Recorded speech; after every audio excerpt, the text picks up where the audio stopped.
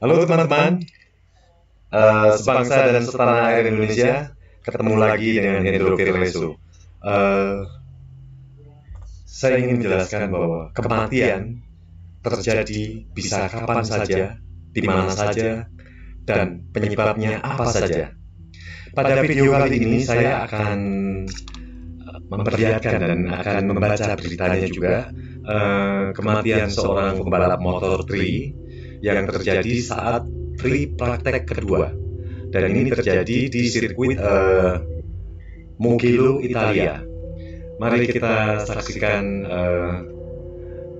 berita berikut ini.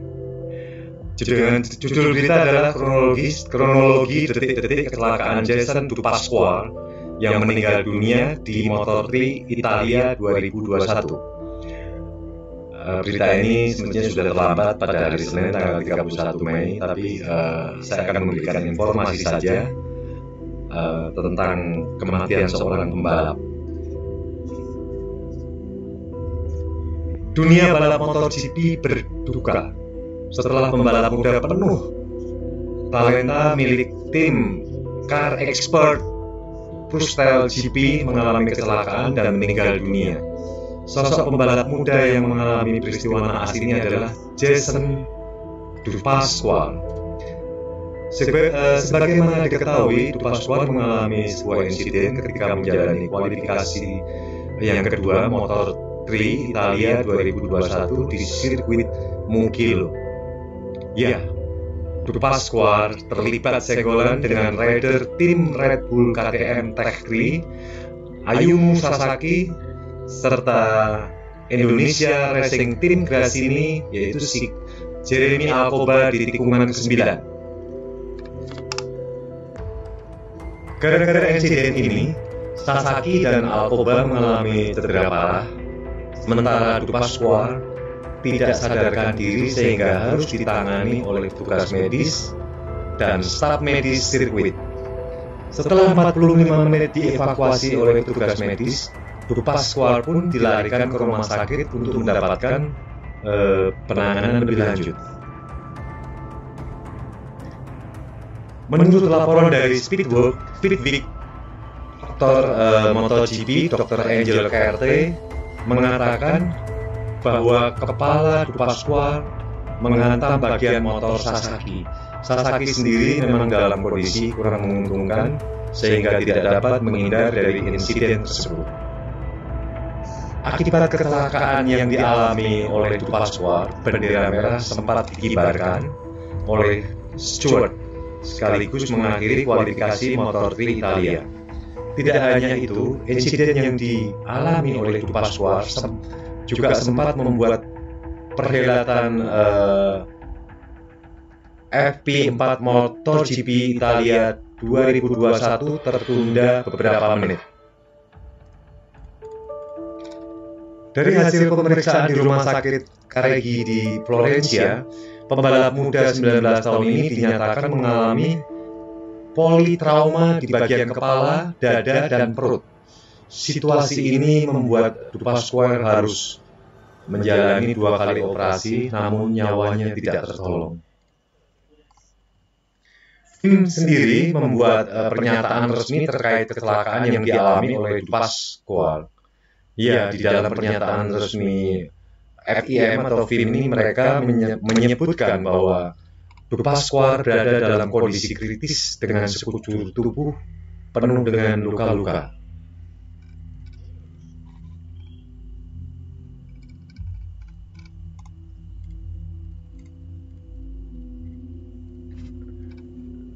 Kendaraan medis FIM tiba di lokasi dengan segera dan pengendara Swiss, ya, karena dia memang dari Swiss ya.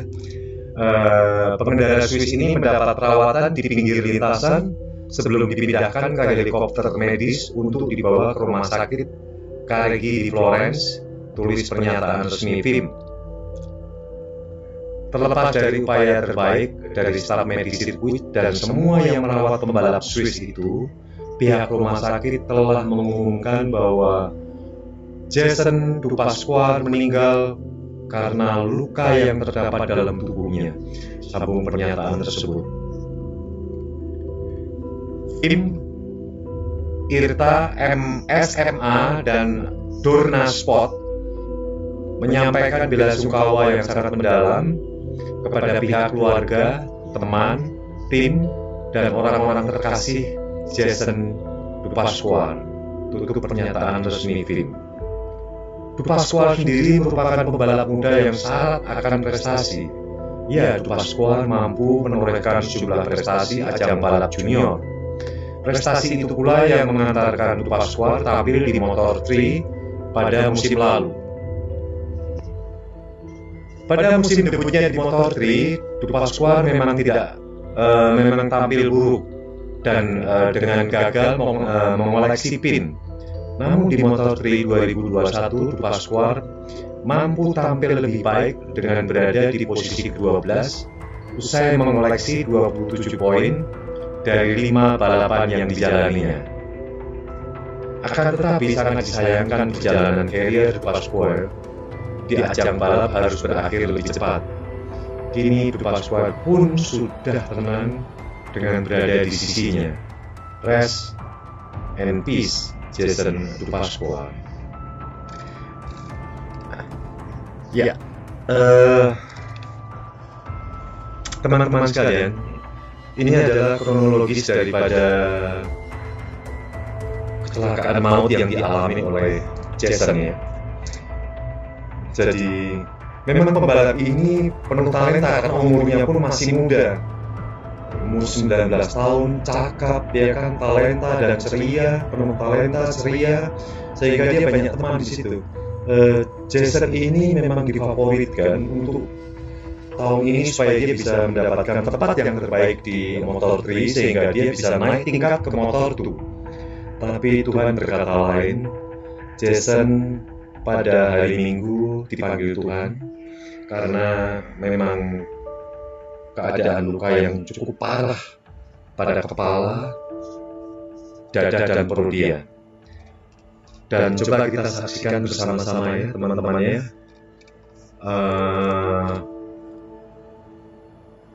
detik-detik terjadinya kecelakaan ini.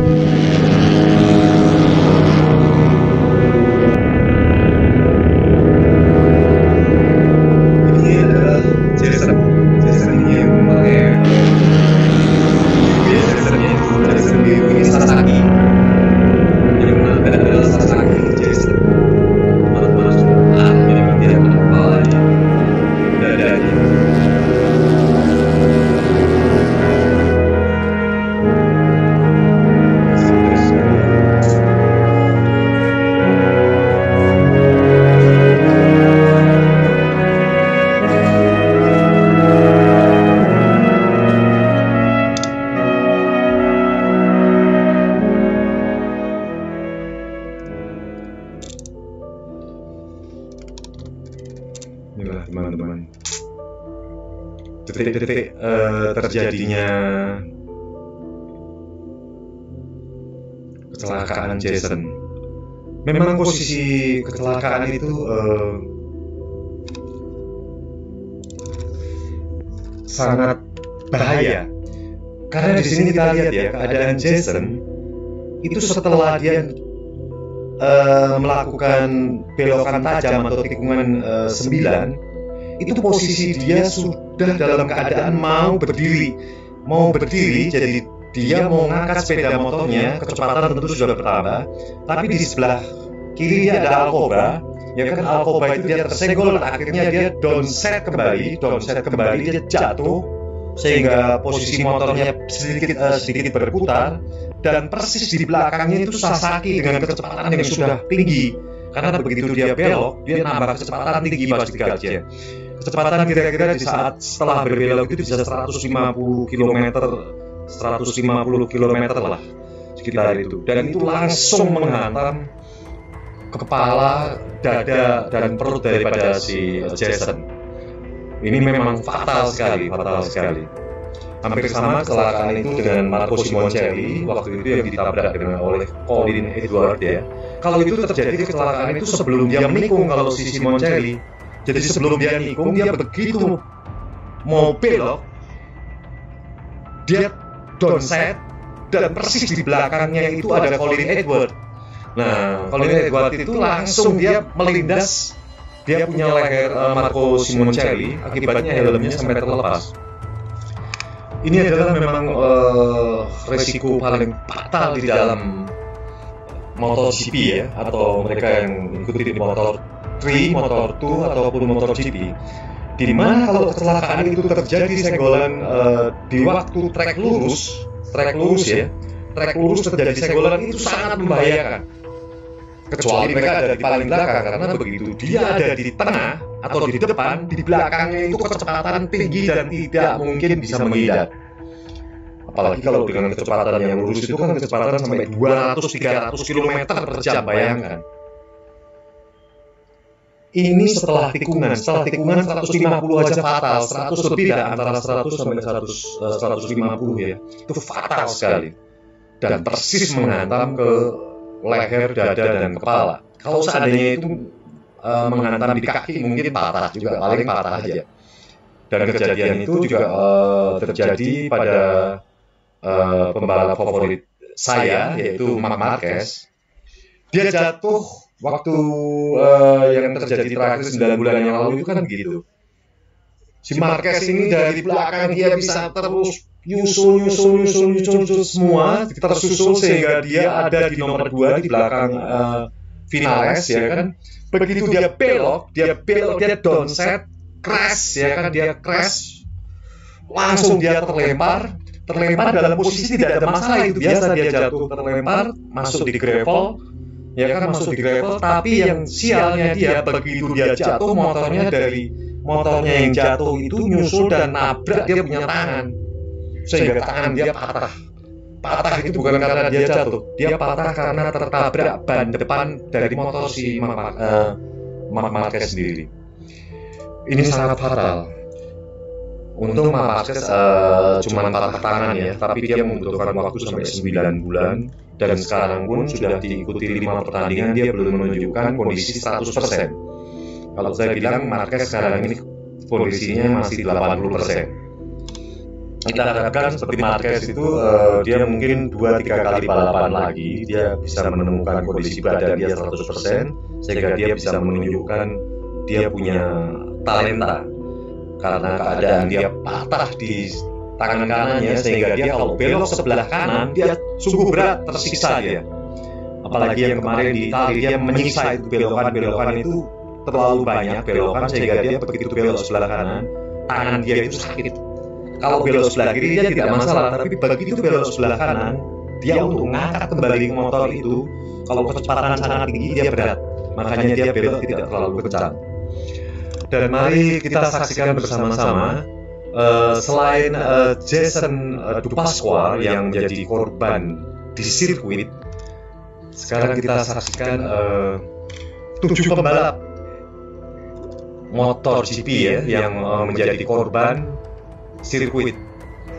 Jason Dupasquale adalah korban ke-42 selama ajang MotoGP itu diadakan. Ajang MotoGP itu berarti kelasnya tetap Moto3, Moto2, dan MotoGP. Jadi Jason adalah korban ke-42. Nah, mari kita saksikan salah satunya, ini sedikit, ada 7 pembalap yang meninggal dunia karena di sirkuit balapan, tapi bukan 7, 6 di sirkuit balap, yang satu di dekat sirkuit balap si pembalap yang ganteng itu si Nicky Hayden. Mari kita ikuti berita 7 pembalap MotoGP yang meninggal di sirkuit. Yang pertama adalah Marco Simoncelli. Kita lihat Marco Simoncelli, si rambut keribu sehingga helmnya rasanya penuh kalau dia sudah memakai helm. Marco Simoncelli lahir di Kota Rica, Rimini, Italia pada 20 Januari 1987. Adalah salah satu pembalap MotoGP berasal dari Italia dan cukup terkenal karena karakter balapnya yang cukup garang. Kalau anak-anak muda sekarang bilang gahar. Seorang pemuda priang yang harus mengembuskan napas terakhirnya di sirkuit internasional Sepang, Malaysia pada tanggal 23 Oktober 2011 pada MotoGP Malaysia 2011. Dia lahir 87, dia meninggal 21, berarti dia berumur masih 24 tahun. Luar biasa, masih muda sekali ya, 24 tahun ini. 24 tahun, lahir 87, meninggal 2011. Simoncelli terjatuh ketika sedang berbelok di tikungan ke-11 sirkuit Sepang dan tertabrak oleh motor Colin Edward. Edward juga terjatuh namun hanya mengalami patah tulang bahu. Sementara Simoncelli berbaring diam di lintasan sesaat setelah kecelakaan dengan helmnya terlepas dalam insiden tersebut. Makanya saya bilang, jadi Simoncelli itu waktu berbelok, mau belok udah jatuh. Dan kebetulan di belakangnya itu ada si Colin Edward. Jadi begitu dia downside, mau belok, di kanan langsung dihajar sama Colin Edward. Jadi Simoncelli terjatuh sedang berbelok di tikungan 11 sirkuit Sepang. Ini kan sedang berbelok, dia belum berbelok, belum lolos daripada tikungan itu.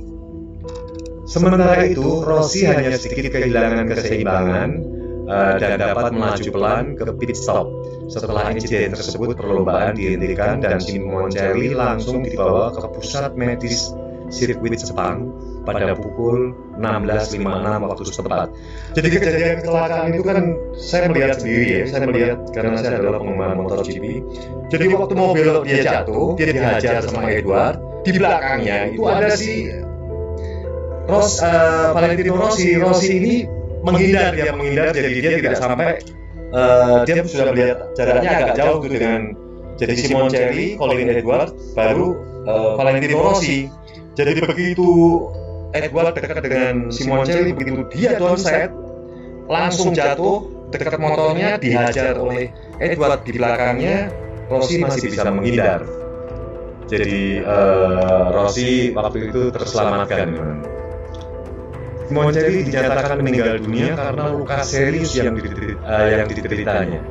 Kemudian dalam jumpa pers direksi balapan MotoGP, kepala medis Michel Maciagodena menyatakan bahwa Simoncelli mengalami trauma serius di kepala, leher, dan dada. Kepala, leher, dan dada lagi kan. Dan sempat diberi perawatan CPR selama 45 menit sebelum akhirnya meninggal. Salah satu pembalap favorit saya juga itu Simoncelli, dan dia gahar, memang dia buas kalau di sirkuit seperti sekarang Marc Marquez ya, sebelum dia kecelakaan. Yang kedua adalah Michel Pucci. Michel Pucci ini memang pembalap yang sudah cukup lama. Michel Pucci lahir pada tanggal 6 Januari 1953 di Jenewa, adalah pembalap jalan raya Grand Prix dari Swiss, sama dengan Jason, pembalap dari Swiss. Berarti Swiss itu banyak menelurkan atau mengeluarkan anak-anak muda yang mempunyai talenta di balap motor. Tahun terbaiknya adalah pada tahun 1979 saat ia finish di tempat kelima dalam kejuaraan dunia 350 cc. Pucci terbunuh saat berlaga di Grand Prix Prancis 500 cc di Le Mans pada 3 April 1983 di usia 30 tahun. Berarti di usia kalau untuk balap 30 tahun tidak muda lagi, sudah lumayan lah.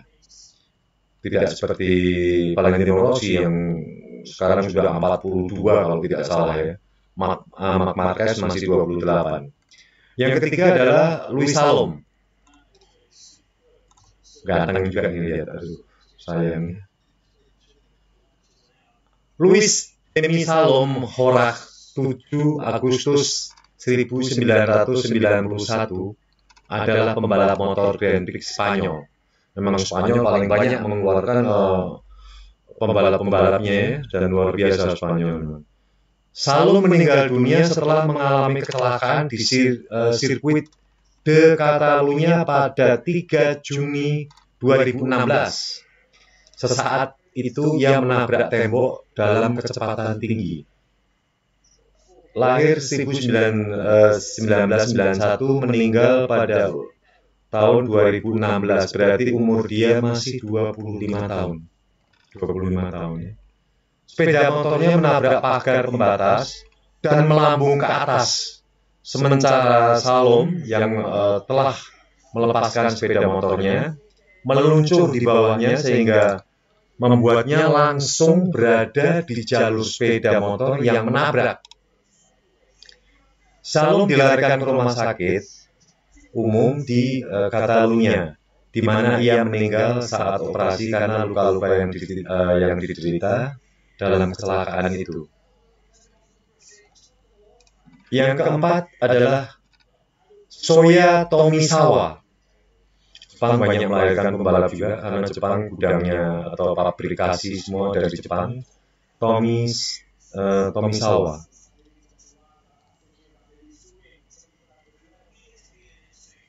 Shoya Tomisawa lahir pada 10 Desember 1990.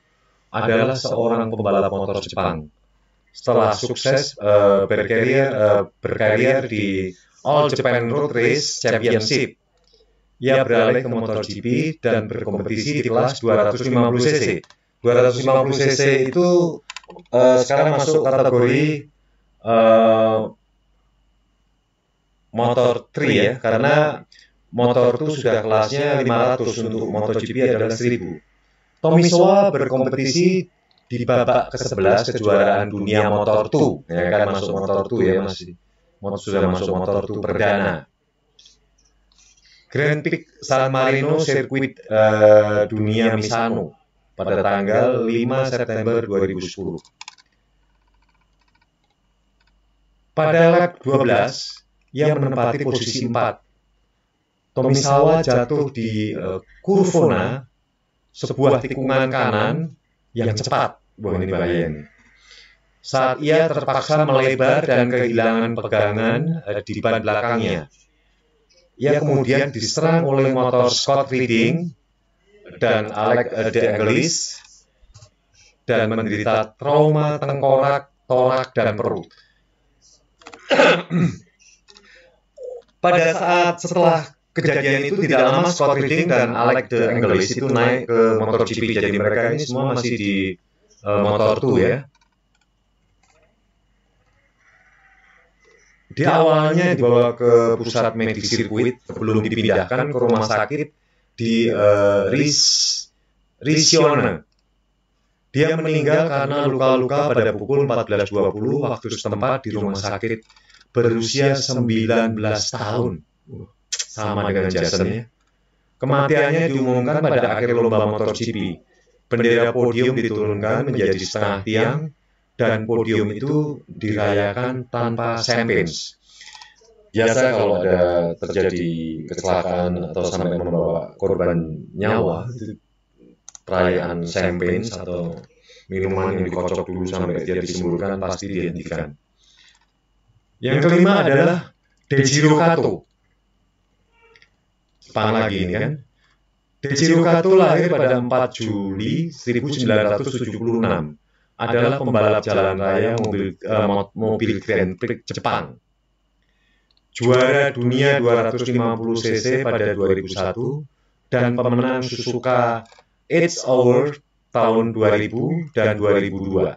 Ini adalah ketahanan ya. Kalau Suzuka ini yang 8 jam ini adalah ketahanan motor, ini ketahanan naik di atas motor di sirkuit ini. Pada tanggal 6 April 2003, pada balapan pertama musim MotoGP di Grand Prix Jepang yang diadakan di sirkuit Suzuka, Kato jatuh saat dia kehilangan kendali atas sepeda motornya, yang mengakibatkan dia keluar dari lintasan balap. Awalnya, dia dan motornya menabrak ban penghalang diikuti oleh penghalang busa. Kato terluka parah saat kepalanya menyentuh tepi penghalang busa, melepuh sendi antara dasar tengkorak dan tulang belakang leher rahim. Selalu berhubungan dengan kepalanya. Karena luka tersebut, ia mengembuskan napas terakhirnya. Aduh, kalau kena kepala memang tidak ada obatnya, walaupun sudah pakai helm yang paling mahal. Itu helm itu mahal, nggak tahu harganya, mungkin antara 5-10 juta itu. Yang keenam adalah Iwan Palasis. Iwan Palasis lahir pada 2 Januari 1962. Adalah pembalap motor profesional Venezuela, kelahiran Italia.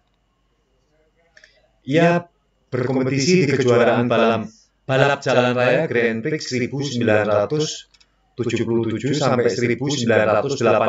Ini salah, ini 1889. Pada tahun 1977, ia menjadi orang termuda saat berdiri di podium Grand Prix saat ia berada di posisi 3 di belakang Angel Nieto dan Anton Mang di Grand Prix Venezuela 125 cc pada usia 15 tahun. Luar biasa ini. Mudah sekali. Pada tanggal 28 Mei 1989, ia terbunuh dalam sebuah kecelakaan. Ini terjemahannya ya, terbunuh ya. Ia terbunuh dalam sebuah kecelakaan balap di Grand Prix Jerman 1989 di Hockenheim Ring. Palasis bertabrakan dengan Preining dan kemudian jatuh. Sementara Palasis terbaring di lapangan, ia sudah meninggal karena menderita luka dada yang sangat besar. Waktu meninggal umurnya 27 tahun. Kena dadanya ya, kasihan sekali. Dan ini adalah pembalap favorit saya sebelum Marc Marquez. Yang ketujuh adalah Nicky Hayden. Nicky Hayden ini memang ganteng ya. Saya lihat waktu itu pembalap paling ganteng adalah Nicky Hayden karena dia keturunan Amerika. Tapi umurnya tidak panjang juga. Ketujuh Nicky Hayden. Nicky Patrick Hayden. Lahir pada 30 Juli 1981, dijuluki The Kentucky Kid. Adalah pembalap sepeda motor profesional asal Amerika Serikat yang memenangkan kejuaraan dunia MotoGP pada 2006. Dan saya tak ingat MotoGP 2006 ini dia mengendarai Honda ini. Pada tanggal 17 Mei 2017, Hayden ditabrak mobil saat mengendarai sepeda di dekat Rimini, Italia. Ini adalah Rimini dekat sirkuitnya ya, tempat sirkuitnya ini namanya di Rimini. Jadi dekat sekali, dia pemanasan, dia suka mungkin mencari santai, dia bersepeda sebelum menuju ke ajang MotoGP. Kayaknya sehari, 2 hari sebelumnya ini, 2 hari sebelumnya atau 1 hari sebelum dimulai berpraktek. Kecelakaan terjadi di persimpangan via Caravelli dan via Tavoleto di Misano Adriatico. Ia tidak meninggal dalam lintasan sirkuit, ya kita semua tahu. Hayden dibawa ke rumah sakit Rimini dengan luka parah. Pukul 18.00 waktu setempat, 4 jam setelah kecelakaan itu. Staf rumah sakit Rimini mengumumkan bahwa ia telah dipindahkan ke unit trauma utama di rumah sakit Mauricio Buffarini Cesena untuk kemungkinan pembedahan. Hal itu dilaporkan secara luas oleh media mainstream bahwa Hayden dimasukkan ke dalam kategori koma yang diinduksi secara medis untuk operasi. Hayden mengalami cedera otak traumatis dan juga patah tulang pangkal, pelvis patah, dan vertebra retak ganda. Setelah 5 hari koma, ia akhirnya mengembuskan napas terakhir pada 22 Mei 2017. Kasihan, saya melihat waktu Nicky Hayden itu jalan-jalan ya sebelum kebetulan ada kamera yang menyolot dia sebelum terjadinya kecelakaan.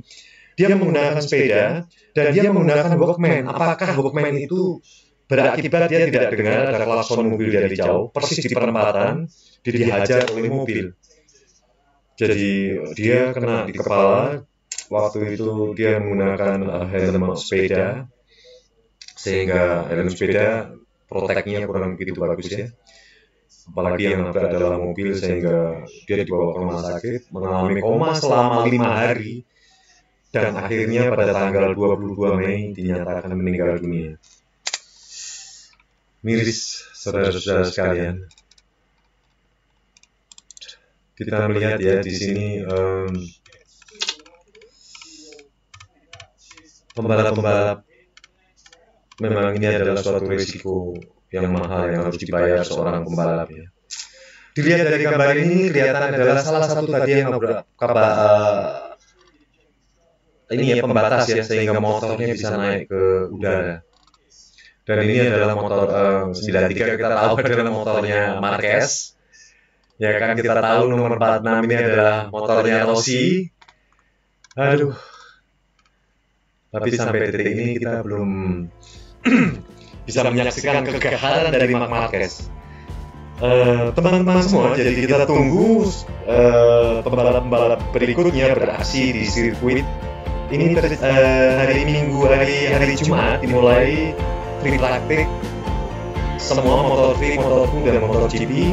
Dan pada hari Sabtu diadakan kualifikasi, pada hari Minggunya diadakan lomba, karena ini di Eropa lomba diadakan pada pukul 19 malam. Buat teman-teman jangan lupa hari Minggu nonton balap MotoGP yang disiarkan oleh Trans 7 atau kita lihat di First Media. First Media itu bisa diikuti dari praktek sampai ke balap. Sekian teman-teman sekali, teman-teman semua yang menonton di YouTube. Saya ucapkan terima kasih atas waktu luangnya untuk menonton video kami. Sampai jumpa pada video-video berikutnya, dan jangan lupa like, komen, dan subscribe.